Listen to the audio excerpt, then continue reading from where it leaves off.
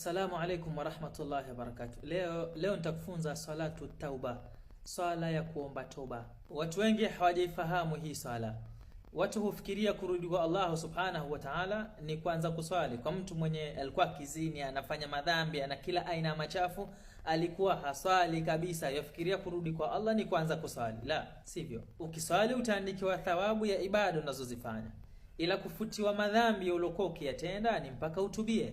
Rasul Muhammad sallallahu alaihi wasallam anasema, ma min abdin, hakuna mja yoyote yule, yudhnibu dhamban, atakayefanya dhambi. Wewe una dhambi gani ulifanya? Ni dhambi la uzinifu, ni la wizi, au ni dhambi gani ulifanya? Hata shirki, una dhambi la shirki ulifanya. Sikiliza vizuri. Fayuhsinu tuhura, akajitahirisha vizuri sana, ukatawadha. Ndo hapa Rasul Muhammad sallallahu alaihi wasallam anafunza hii salatu tauba. Ukatawadha vizuri, una dhambi ulifanya, unataka kuomba msamaha Allah tabarak wa taala akusamehe, ni dhambi gani ulifanya? Kwanza tawadha vizuri. Fayuhsinu tuhura, tawadha vizuri kabisa, jitahirishe vizuri sana. Na kisha fayusalli rak'atayn, piga raka zako mbili. Swali raka zako mbili za utulivu sana. Nia ya sala yako ni kwamba nahitaji toba, natubia kwa Allah tabaraka wa taala. Haunui kwa kutamka kusema na waitu usalli siji salatu tauba, la, ila tuiwe nia yako ya kwamba hii sala na isali kwa sababu ya kutaka toba, kutaka msamaha kutoka kwa Allah tabaraka wa taala. Fa usalli rak'atayn, sali raka zako mbili vizuri sana. Yasaliwa muda gani? Muda wowote ule, ila vizuri zaidi ni kuisali usiku. Wakati watu wamelala, wewe ukaamka usiku kumlilia Allahu tabaraka wa taala, ukapiga raka zako mbili za utulivu sana.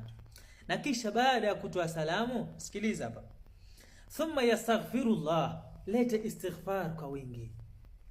Kisha huyu mtu akawa analeta istighfari kwa wingi, astaghfirullah astaghfirullah astaghfirullah astaghfirullah astaghfirullah, Allahumma ighfirli Allahumma ighfirli Allahumma ighfirli dhanbi kullah diqqahu wa jillah wa awwalahu wa akhirah wa alaniyatahu wa sirra.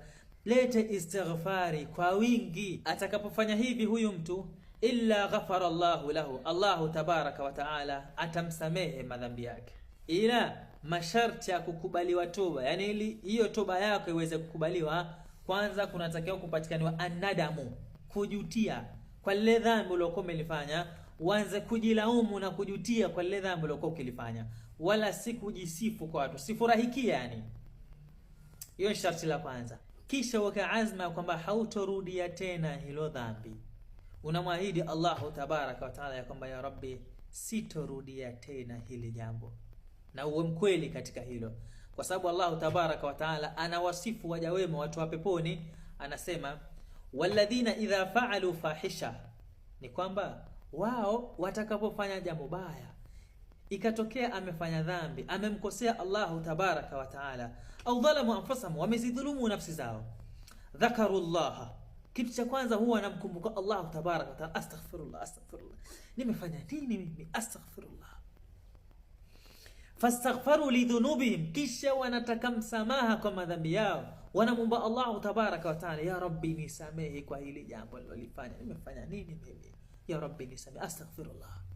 Waman yaghfiru dhunuba ila Allah, ni nani mwingine anayesamehe madhambi isipokuwa yeye Allah tabaraka wa taala. Na sifa yao kubwa hawa waumini, watu wa peponi, walam yusirru ala ma fa'alu, hawarudi tena kwa kile walichokuwa wamekitenda, hawakirudi tena, kwa kuwa ametubia kwa Allah tabaraka wa taala, anaeka azma ya kwamba sitorudia, nao kweli hawarudi tena.